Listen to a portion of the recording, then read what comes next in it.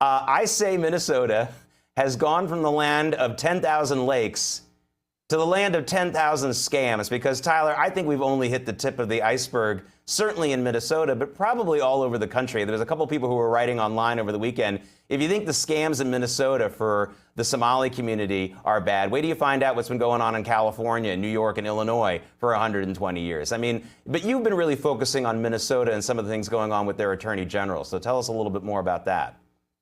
Yeah, so the land of 1,000 scams is very apt. Right now, we're looking at a trio of scams that add up to billions of dollars of U.S. taxpayer funding wasted. And this is, wasted by going to feeding our future is the big scam, where they sent food and they had these lists of people that they supposedly were feeding a whole bunch of children and families, and yet many of these children and families simply didn't exist.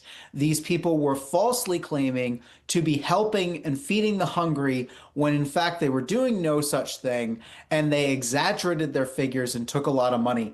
And the interesting thing here is that Keith Ellison had a meeting with these fraudsters in 2021 where he said, and I mean, this is the thing that really flabbergasted me. I listened to the entire recording, and he clearly told these people, we just need to go fight against Minnesota officials. This is Minnesota state officials that he, as Attorney General, himself represented. And he's on the audio tape saying not only that the interesting thing here is these fraudsters claimed that they were denied when they applied for more money. They were denied because of racism.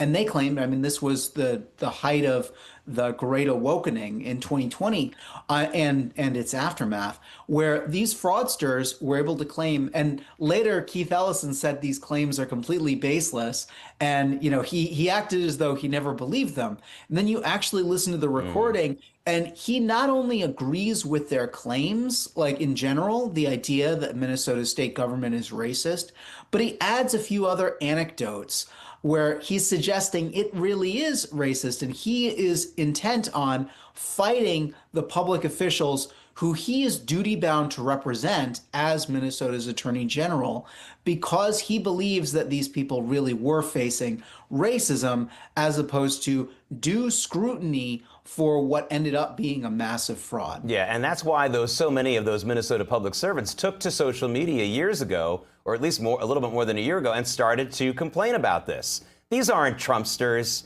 These aren't right-wingers. These are people who work in Minnesota state government. You think they're right-wing conservatives? I mean, please. They knew that there was something going on. And the idea that Keith Ellison didn't get anything out of this, he and his son got campaign donations from these groups. Look, folks, from the beginning of time, there has never been a time when a lot of money has gone from point A to point B where the facilitator of that transfer hasn't gotten a little off the top. All right? I mean, let's all use our common sense for a second here. That's what's going on here, and that's what that tape really shows. That's why he's so helpful to those people.